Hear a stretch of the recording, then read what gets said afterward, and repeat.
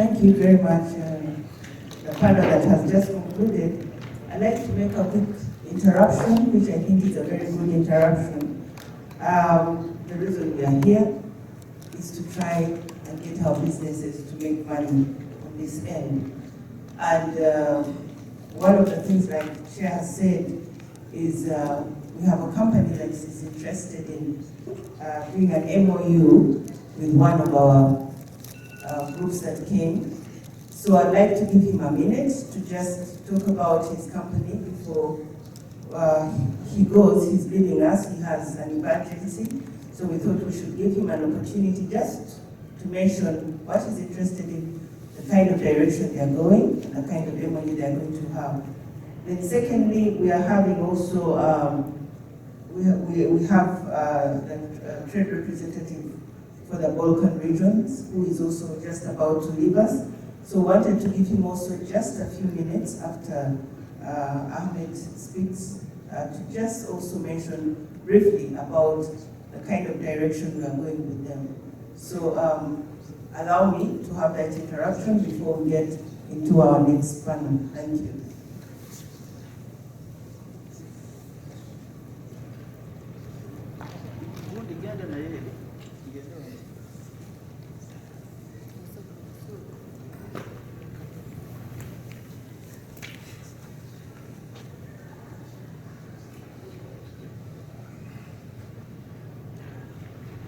Hello guys, it's really, I want to first of all thank my father for giving me the opportunity to be here.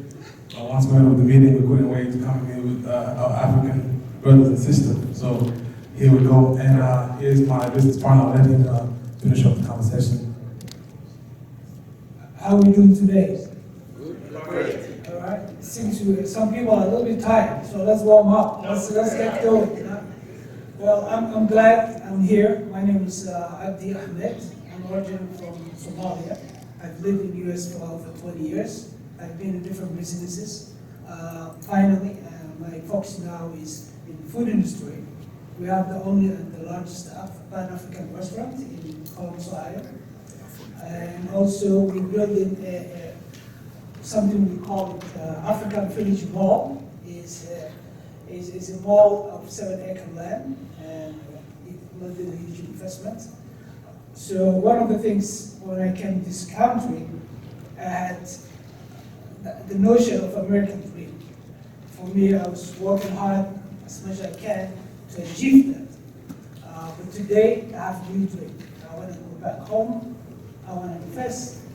I want us working together. So far, we have a good discussion with the brother Abu Bakr, with real grain groups, and we're trying to sign the MOU. Sadly, I have my son-in-law had an accident in Columbus, Ohio, so I have to go back as soon as possible. But we will follow up with that, and thank you so much, Ali. Thank you so much. Not only inviting us to this event, but you have been consulting and advising me for the last couple of months, and been so grateful. And everybody here, Germans, pleasure meeting you. And it's about time for all of us to go back home and invest. So we can benefit for ourselves and benefit back home. Thank you so much. I will give the word to you. Thank you, Ahmed. We want to thank the government of Uganda. We want to thank the leadership corporate. Very Kamani, we discussed this yesterday extensively, and we are great that we are building a foundation to this. And our partner here is the expert, and he's trying to make the tie with the strings. But we want to pledge that we are committed, and we shall not disappoint. Rewa grains. What are you going to sell to him? Basically, Rewa grains, we deal in cereals, we deal in coffee, we are in soya, we deal with the African foods, we are in simsim, and we have invited Ahmed to come and look at our whole portfolio range. We are going to introduce them with the name. He has a mall here. We are going to work on the protocols of trying to export. And I've indicated to him that the meeting in Kampala with the President Dr. Robin Marchi will come down in Kampala, and then we find it. But at least we are going to have a broad cooperation agreement in the food industry, and other areas of expertise. Thank you very much. You have also invited us to go Ohio. From this meeting, we are going to go to Ohio, and then we will be for it. Thank you very much, Chairman. Thank you. Thank you, Emmanuel, my son. This is my son. So have a seat. And he's working with him. He's a businessman too. He's a football player in the US. It's a second league in the US. Thank you so much for praying. This is what we need today. Success stories, when we go back, we need what to say. No, he's coming. So, is he going to sign the name? Yeah. We have a trade rep from Balkans. If you can come here, please say a few words. You come in? Okay.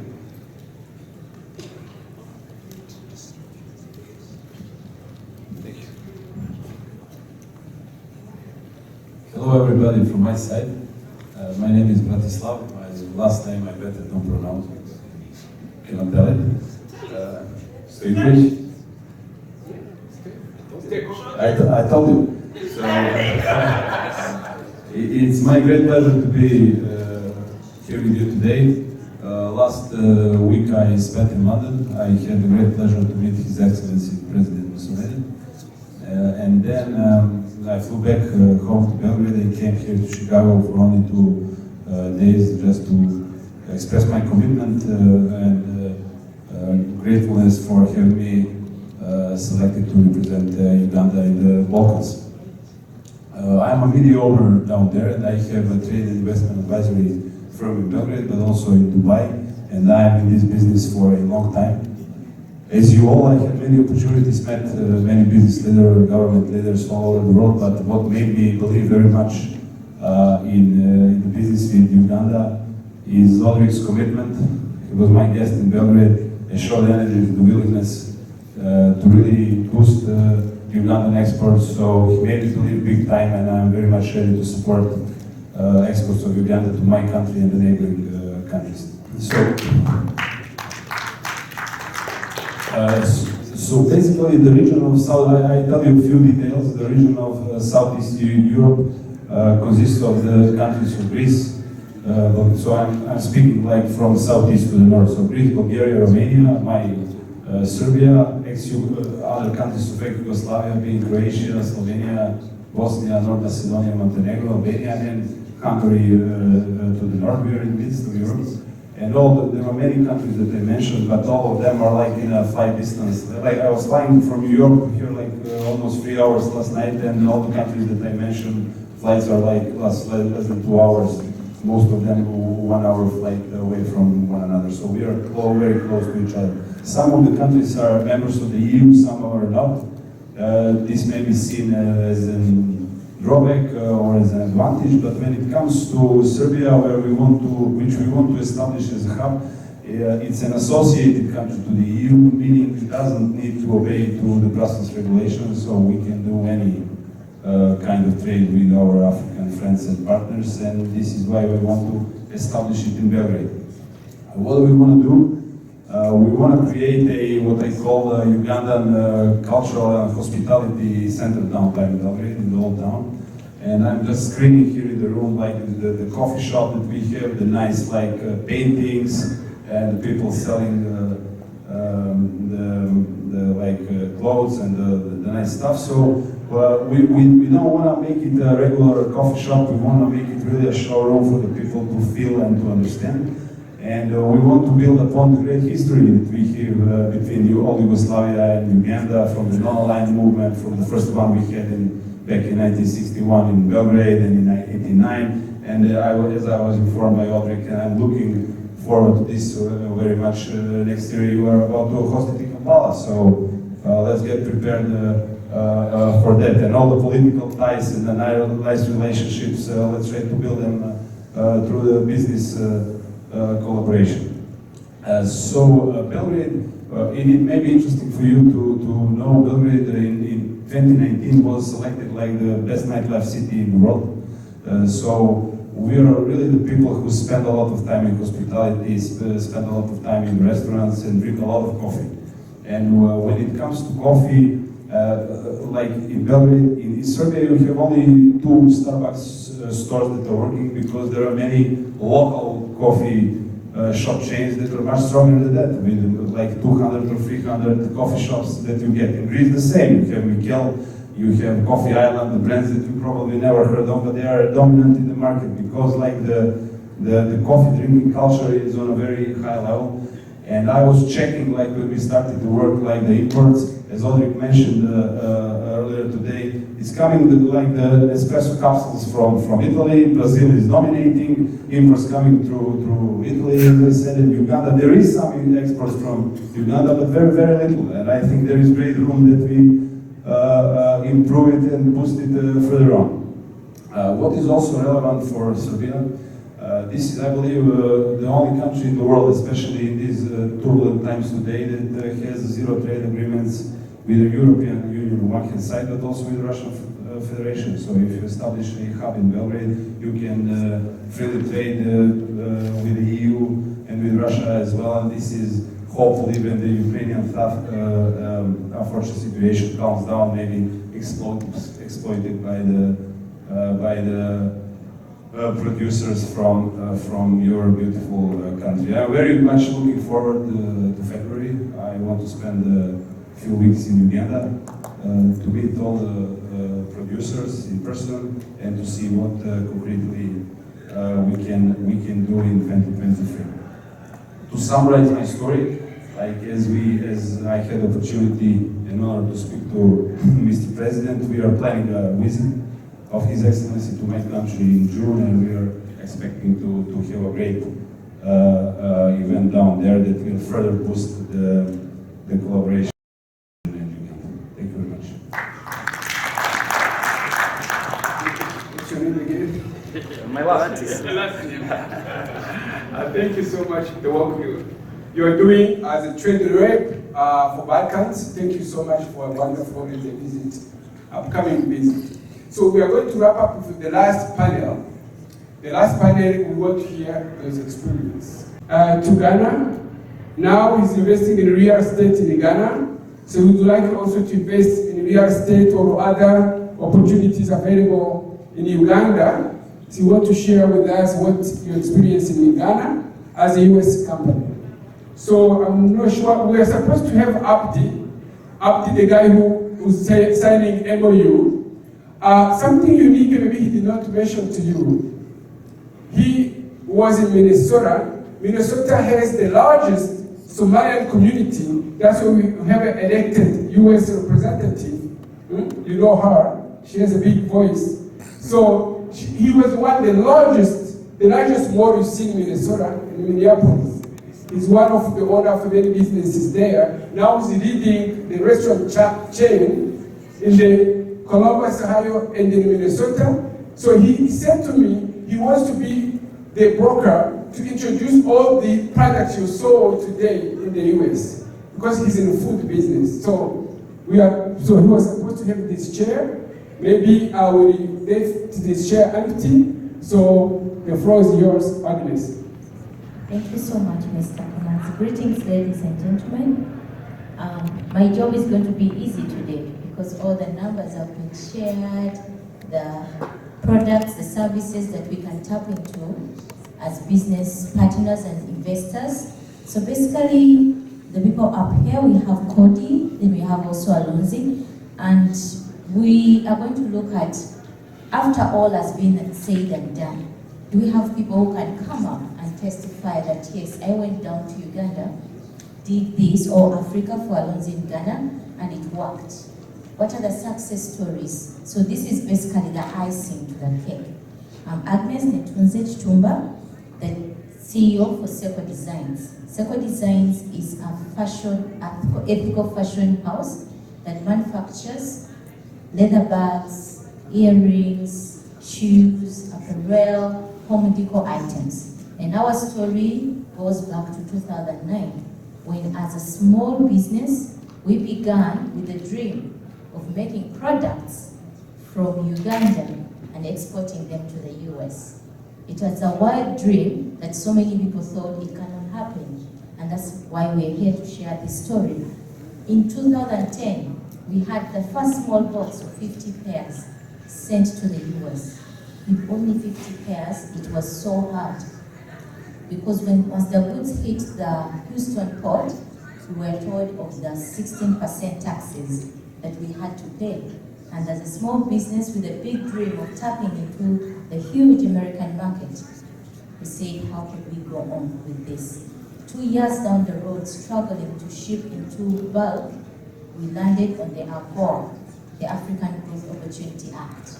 This is one that lets all sub-Saharan countries export close to 6,500 items into the US.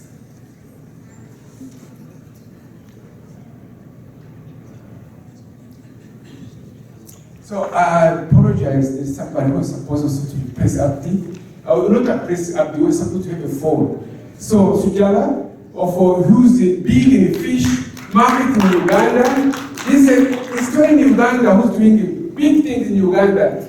I promise you will be here, so I apologize again. So please, have a seat.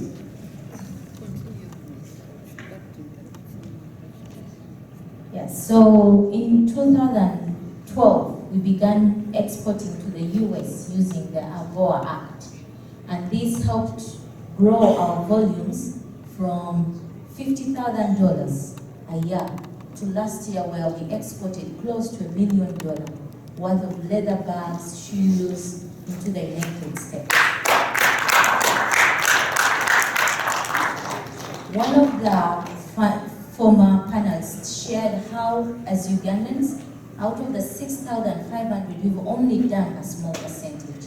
So up here, with all these others, we have to share that it is successful. Let us utilize the 6,500 products that the US government allowed duty-free into the US. It's going to take the partnerships that are happening tonight, that are happening right now. Personally speaking, I don't know if Daniel Anderson is here. Last night, he told me how he had booked a ticket to fly to Uganda to look for a leather company. And a leather company was here executing. He passed around, he couldn't believe that it is true. So those are the dreams that are coming true. Where are brains? He has just made his dream team here.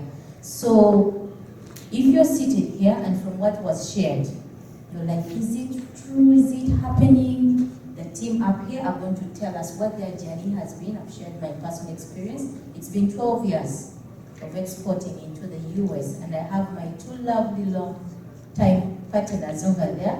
Everything they are wearing is Sepos. Sarah and Hope, please stand up. So everything you see they have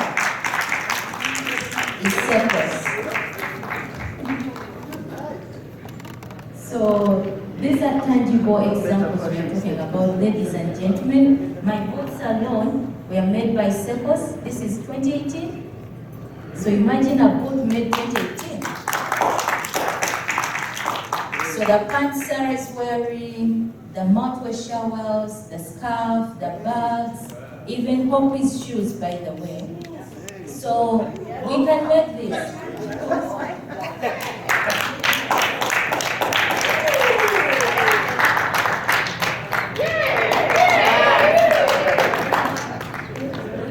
Yes, the t-shirt Sarah is wearing, I wore it here in Chicago at the Global Leadership Summit, and while I was on stage, it sold out. So the t-shirt Sarah is wearing, like a girl's compliment, we produced it in 2019. And I wore it at the Global Leadership Summit in Willow Creek, and it sold out while I was on stage. This is my parent house. Yes. So Madame Susan is the one that introduced us to AGOA. We were busy struggling.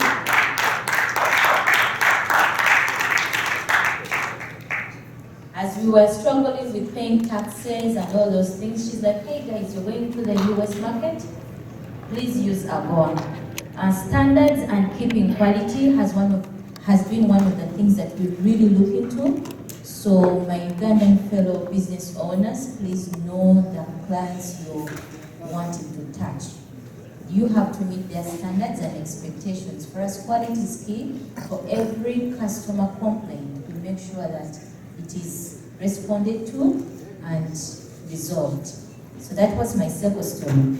Allow me to get to my panelists. I'll begin with Mr. Cody, and it's basically they're going to tell their story. I had a few questions for them, but why ask the question when they can share the story? There is always a power in a story. So Mr. Cody, I'll let you take it away. Thank you, Agnes. Good afternoon, everyone. Audrey, thank you for reminding me that I need to send you a bill for that coffee. It's right on that.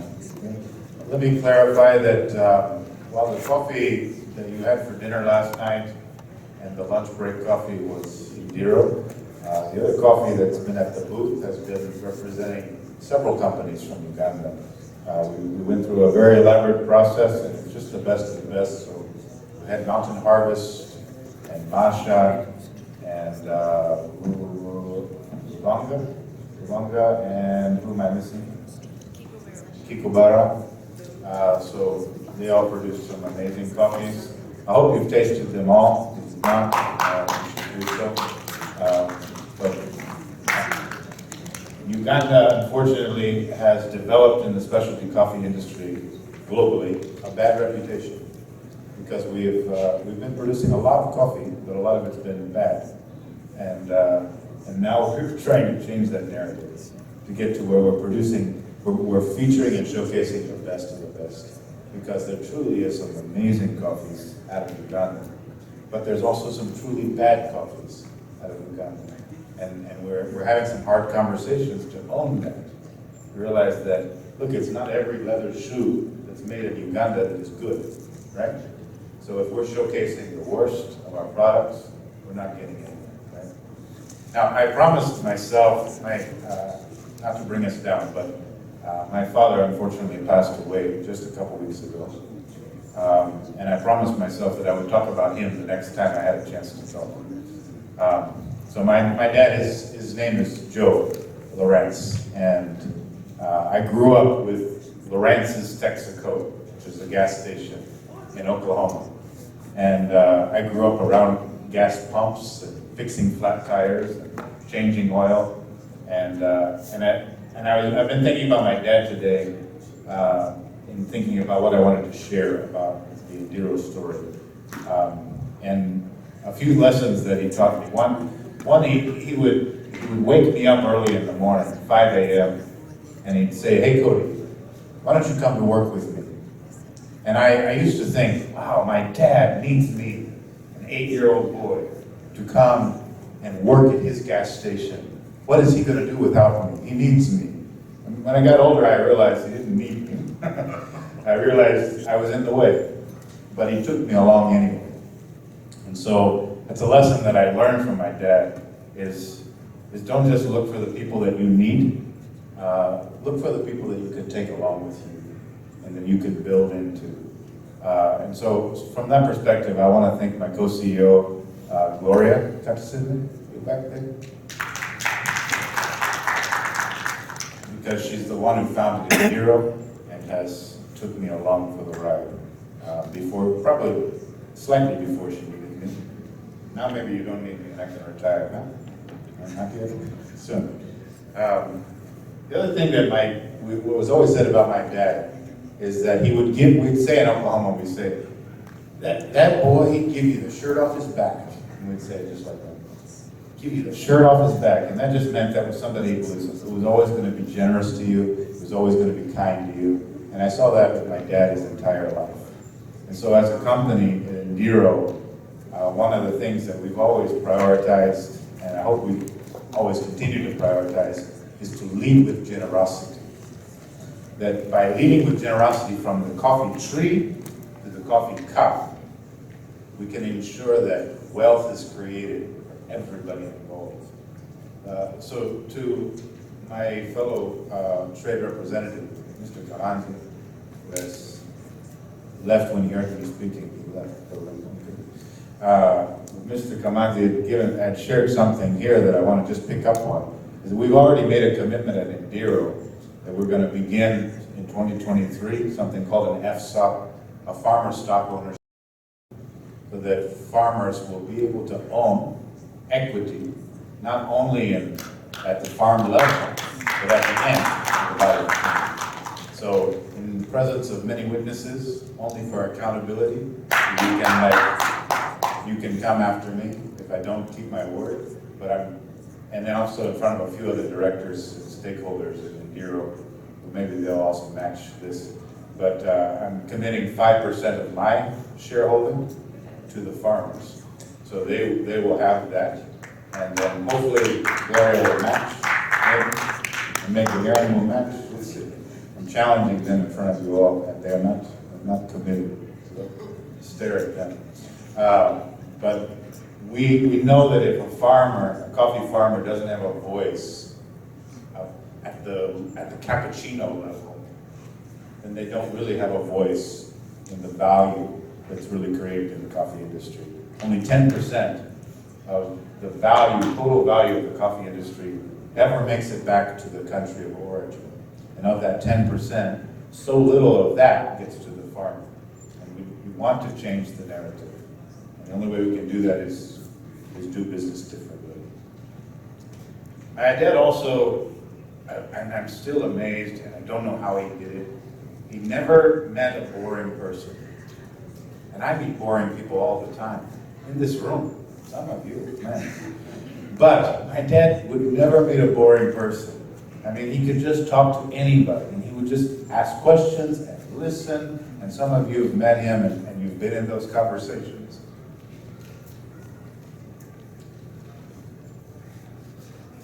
And I learned from him that there's something you can learn from just about anyone.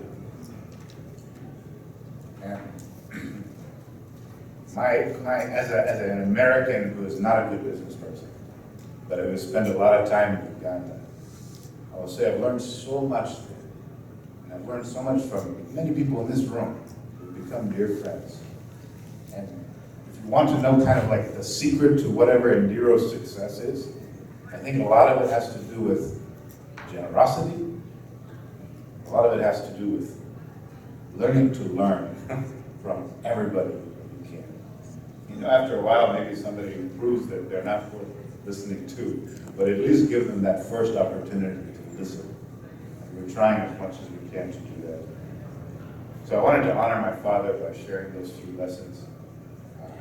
And I think, for the most part, I'm trying to carry those lessons with me as we continue as a business. Now, I was asked for a few numbers. I'll give you a few of those numbers. Indiro Coffee, we started in 2011 in Uganda. We were actually 17 coffee shops, mostly in Uganda, and now we're in Kenya. But we started our US operations in 2017. Between 2017 and today, we've spent about $3 million in total investment on the US side, developing that. Your Excellency, welcome. I wanted to honor you before, but welcome. So we've spent about $3 million to get us to this point where we are annually producing close to $2 million a year in revenue in the US side of the operations.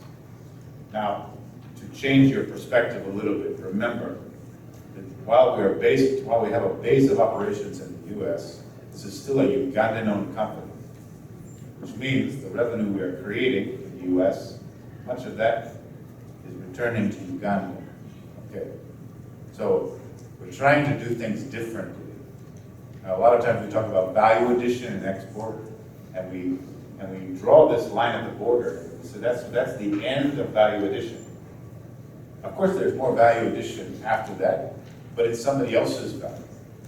What we've tried to do as a company is vertically integrate all the way from the tree to the cup, so that any value that's created at any point still is Ugandan value, right? So we're not a rich company, but we've created a model that we hope enriches people at any part of the value chain, and we hope becomes a disruptive model that changes the way we do business from Uganda to the rest of the world.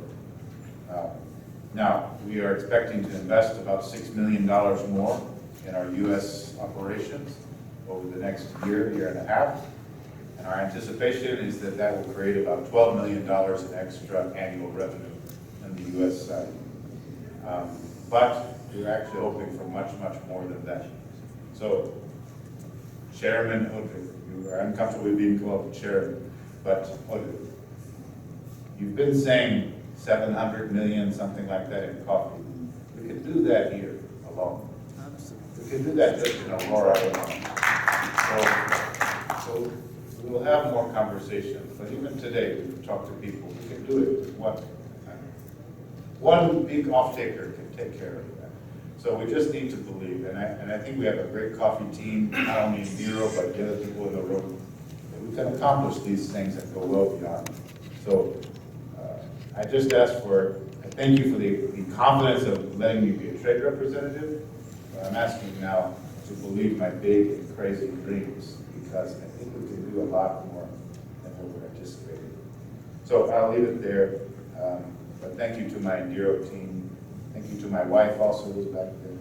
I appreciate it. Thank you, Cody. A big applause, bigger than that. As he was speaking, I thought let's have just 1 minute of silence in honor to his dad.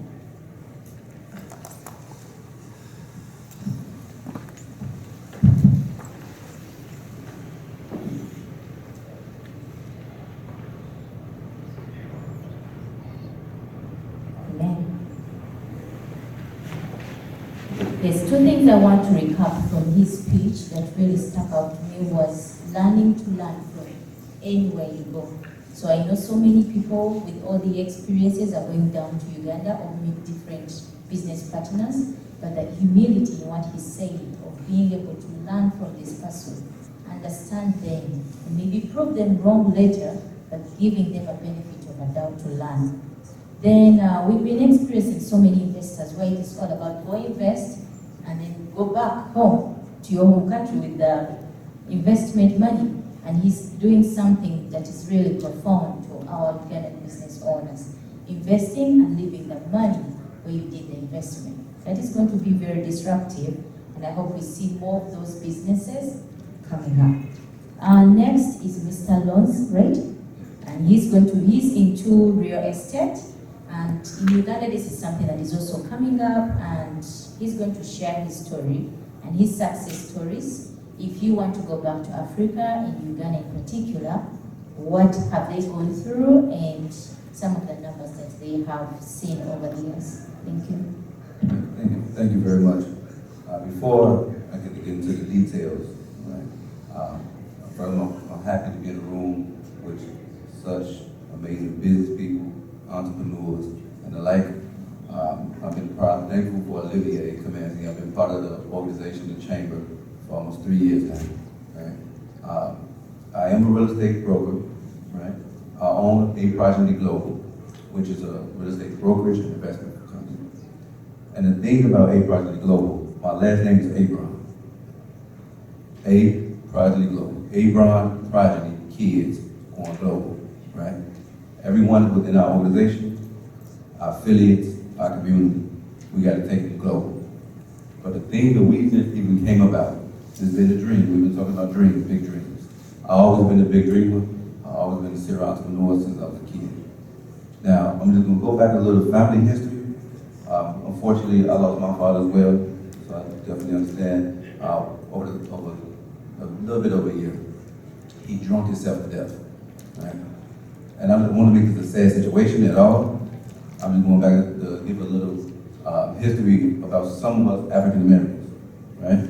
So I'm born on the south side of Chicago, and my mother bounced around a lot, right? So I'm really not from a certain part of Chicago, because we bounce around too much. So her mother, right, is from the south side of Chicago. Her mother is from the south side of Chicago. One time I was in Ghana, and I was asked where I'm from. And I was like, Chicago. He was like, no. Where are you from? And I'm like, Chicago. No, wait. Then I get it. I cannot say it. You know, I don't have an answer to that. So one thing I like for our community to recognize is that when you don't know where you're from, you cut off already. You're at a disadvantage already. Because if you're in Chicago, if you're in the inner city of Chicago, you're just in the inner city of Chicago. where are you gonna go from there, right? So what we're looking to do as being a real estate brokerage and investment, we're gonna put that part to the side, is the consulting part, right? So it was always a dream of mine, and the dream came, and this is a weird, it's not a racial thing, but it is, right?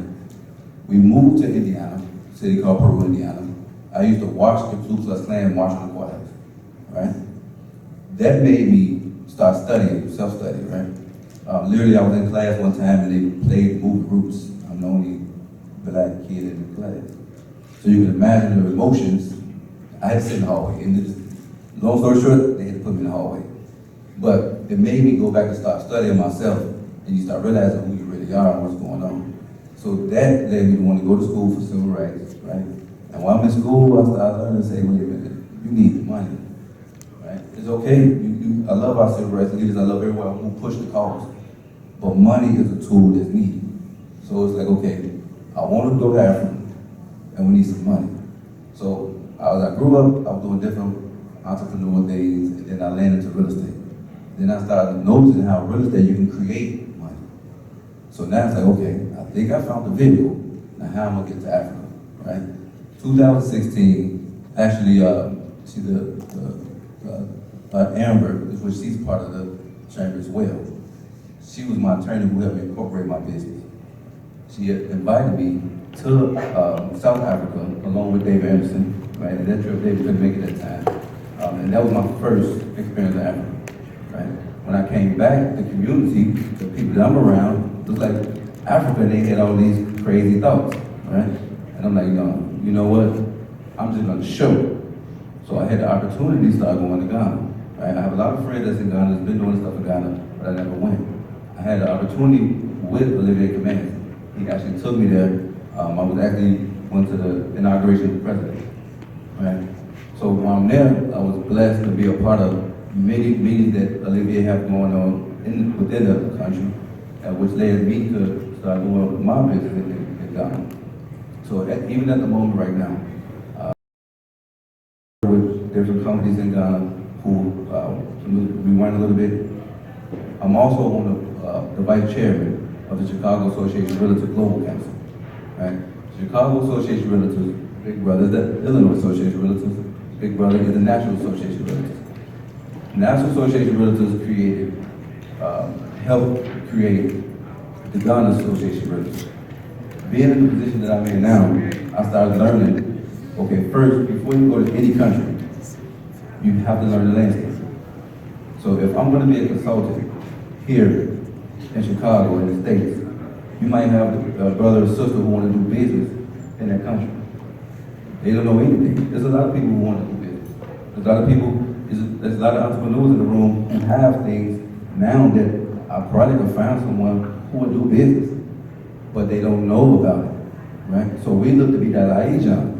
So we took it on our shoulders to go ahead and let's learn the landscape. Let us do the hard work. You know, you cannot just go to Ghana and think you're going to buy some land and do some investment and think it's sweet.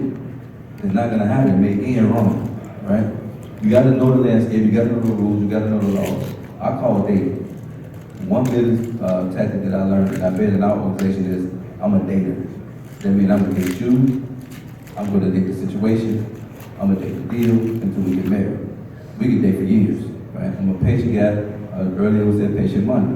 You gotta have patience with any long-term objective, right? So our goal is long-term. So when you go back to thinking about Ghana, and this is going to lead to Uganda, right? It's not just Uganda that we're looking to do. Ghana that we're looking to do business in. We're looking throughout. Our thing is, I want to lead this to my kids, their kids, and if they don't want to be a part of it, hopefully we put a well-put organization together that it can carry on for generations after generations. Because our plan is Africa, Latin America, and Colombia. Because all of us as Africans, we are all over the place. We are the diaspora. So it's really, I was listening to Uganda, and I heard when the president said, you want to come, we'll give you land. You can build a warehouse. You know, if you export 8%, that's duty-free. These are things that people need to know about. You know, like the AGOA, all the the products that can come through fruit. A lot of us don't know about that type of stuff, and there's a lot of entrepreneurs, there's a lot of real go-getters. When we're in the city of Chicago, and, you have so many of us that's out here. Right now, as I speak, I have a nice community of entrepreneurs around me. I grew up as an entrepreneur, I work with entrepreneurs, and I work with investors. Right now, when I walk out the door, I know I'm gonna have calls that say, how did it go? And I'm from all races. Right? The chairman of the Global Council, she's from Georgia, right? And she said, Alonzo, I picked you to be my vice chair because I know you have an Africa agenda, and we need to help bring that African agenda to the association, right? So to bring it back to Uganda, like I know that you guys I heard some going in February, I'm going in March, Big David's going in January. I know I'm going to be one of the people that go to Uganda, and my thing is, everything that everybody does, they have to have real estate involved, right? So my role is to learn that, so if you got associations, what is the association? What are the rules of the game? How do we get involved? The first thing, you got to go for the low-hanging fruit first, right? What countries you got the easiest to do business in first? Let's make us some wins, and then we can show these wins back in the States. People just want to see wins. They don't know, some people don't even know how to get to Ghana. What shots they gotta take. I was told the other day, you gotta take a bigger shot, don't you? So it's like, we looking to be the educator, right? Looking to be that consultant, looking to be that liaison to help bring those businesses back and forth. So one of my, Dion in the back, we always talking, he said, one thing is, I know we can go do investing there, but how do we get money here? How do we make partners there and get money here? So one of you guys may be in Uganda and call and say, so, I know you're in Chicago, look, let's make an arrangement. We got to go back to the date. We need the date, right? And then get married, and then let's make some money. So I keep going about this because it's really a real passion. My daughters is 13 and 8, and if my oldest daughter wasn't sick, I was going to bring her, right? They know what's going on, right? Family knows what's going on. And I'm going to say this because I'm going to bring that part up because go back to us being African Americans. A lot of us really don't know. And a lot of us, if we had the opportunity, we would do it. So I just wanted to bring that up. And I just leave it at that. So, like I said, go back to it. I'm happy to be in the room with a great individual. It's inspiring. I know when I walk out the door, I'm gonna feel more like a giant because it's like a mission. It's not about me, right? There's a bigger goal to everything, and I'm with it because I can't even start to say what I really want to say about the goal of Africa. Because we all know where everybody comes from. We all know the resources, and they had a lot of the real truth, right? And this is, and I won't go into all of that, but thank you. I'm glad to be here. Thank you so much. As you were speaking, I realized we didn't hear some numbers because basically we want people to know how successful. Has it worked? Is it working? That is the main reason we want them to really listen to us. Yes. So right now in Ghana, what we decided to do, so when we went out there and we located some land along with Mr. Olivier, he got some great investments, but even outside of that, we're looking to do developments to sell. The market is changing.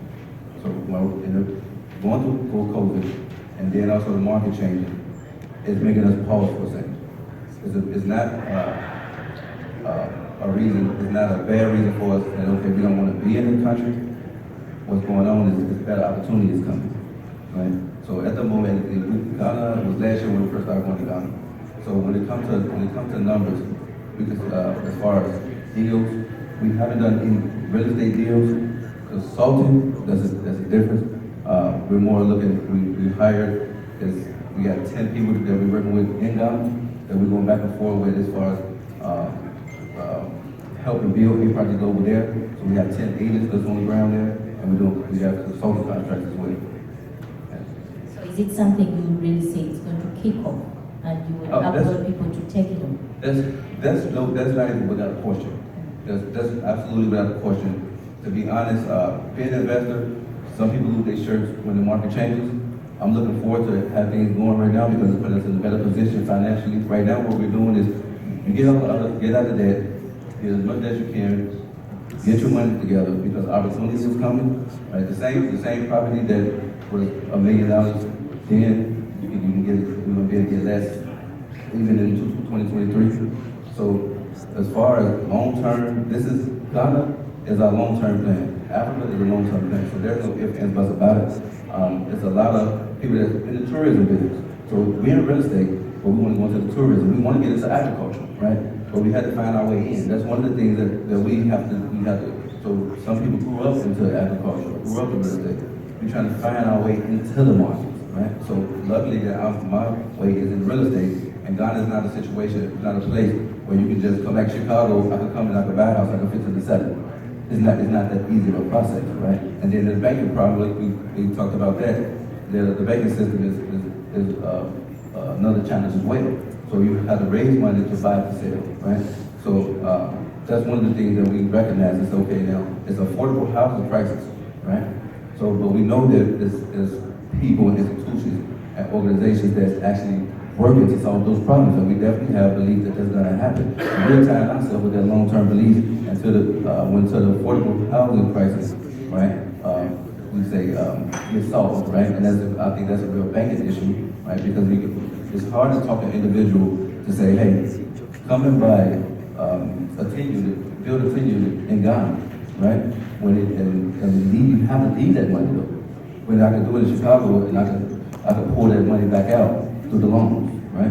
You have to leave it. So that's one of the challenges I see, but we definitely have faith in the long-term affordable housing. Until then, what we're doing is a tourism, right?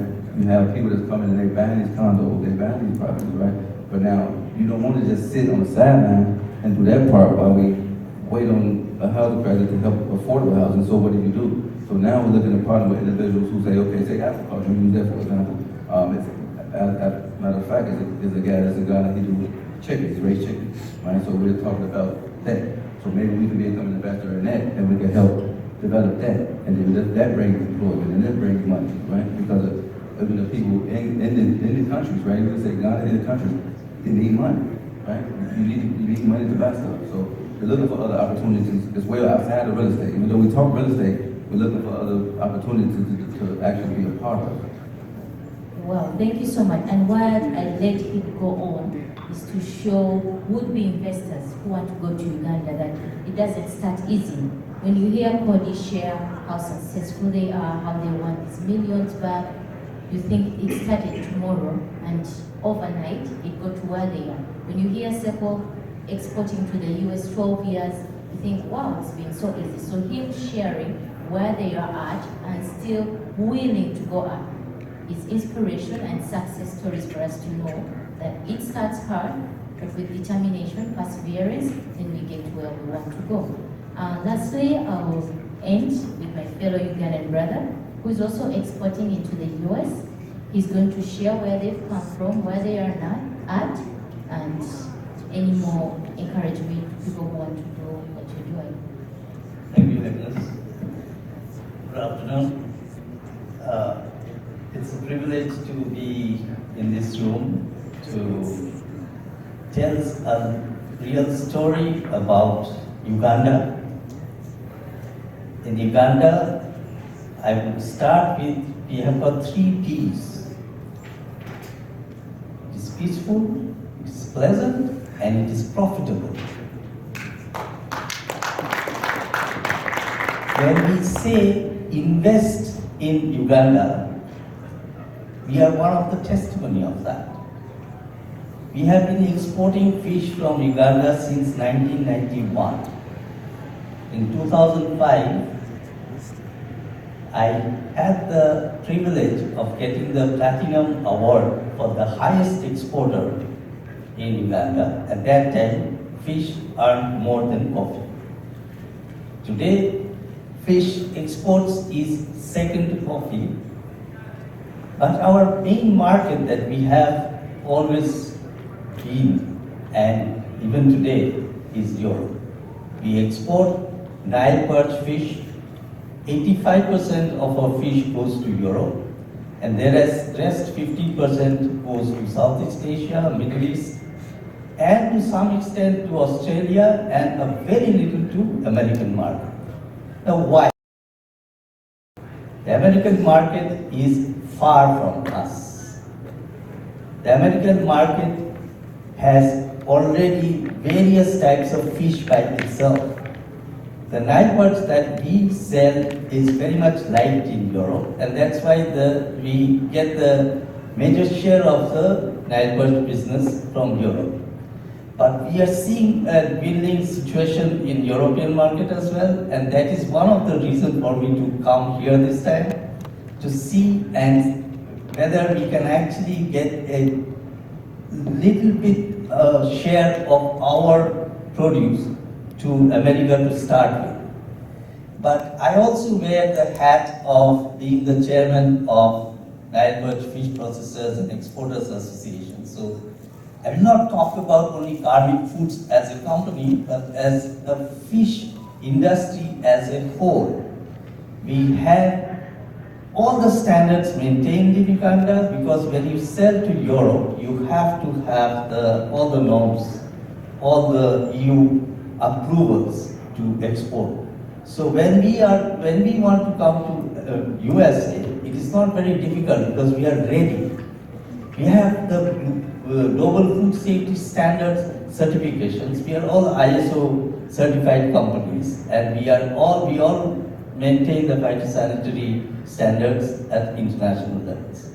So when we say that what is the success story of an investor in Uganda, we are one of we are one of them. Because as Alpha Group, Karmic Foods is part of our food division. We also have engineering and logistic solutions in Uganda. In the engineering solutions and logistic solutions, we have base in Mombasa and in Tanzania, but we are trying to replicate the whole thing into Uganda now. So our investment that is going to come into Uganda also is going to be quite substantial. I will not be able to give you the numbers right away, but of course, a very interesting thing that we have recently started is to build a ship in Uganda, because when His Excellency was so excited and he was talking about we are building buses, we are building cars. Now he is talking about we are building ships. Now that's something which we want to also showcase ourselves to the rest of the world, that we are not only looking at agricultural produce, we are also looking at making Uganda a manufacturing hub as well. In our processing plant where we are in Entebbe, we have got our fish processing plant, which is one of the largest in Uganda. On top of that, in the same facility, we are building that ship, which is 1,000 metric ton ship. It will carry 21 trailer trucks in that ship, and it will carry cargo from Port Bell to Mwanza, and it will do a turnaround in 22 hours. By road, it will take actually 2 to 3 days to do that. Now that transformation that we are bringing into through investment in Uganda from our group is something quite substantial. On top of that, we, in the same way that you have seen in the hub that we have seen in the video, we want to bring in more investments into Uganda in the form of making a complete cold chain systems in Entebbe, very near to the airport. So you can see that investments are possible and successful in Uganda. And I would say that those who have interest to put money into Uganda, irrespective of the cost of finance that we were hearing earlier, it's still profitable, because if we have to borrow at 18%, and I'm saying that we have the 3 Ps, which is the last one is profitable, it is still profitable there because we can make things happen there. And I'm sure anybody who has not been to Uganda, I would tell them, please come to the part of Africa. It is the best in the world. It is the best place to live in the world in terms of the temperature, in terms of the people. The people in Uganda are so peaceful and so smiling. You cannot believe it. They are the best. and I love to be in Uganda. I've been in Uganda for the last 24 years, and that's how I've grown over there over these years. My children have grown there, and I love to be there. Thank you very much. Thank you too. Thank you all my panelists, and thank you for listening to us. This brings us to the end of our discussion. Basically, we just wanted to show you that it is possible. Cody has done it. We have done it for 10 years. Alonzo is starting it. 25 years of him even being in the country. So you can relocate, you can stay where you are and still do it. Thank you so much. I'll hand over to Mr. Kalanzi.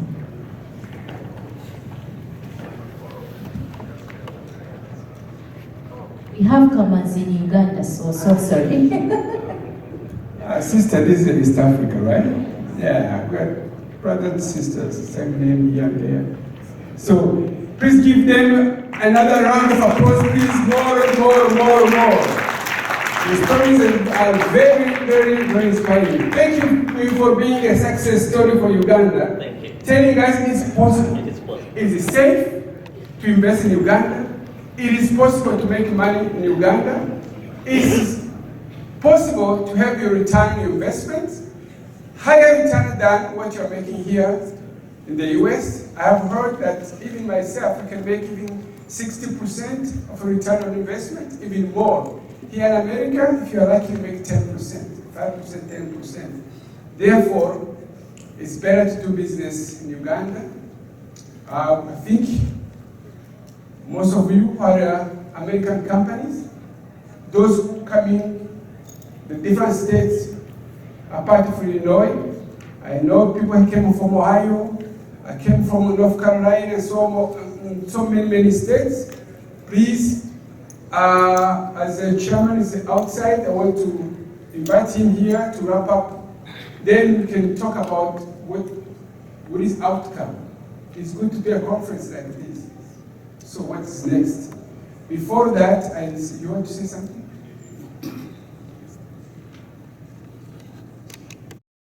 Thank you, Oliver. There are two things that I just wanted to share with this team here.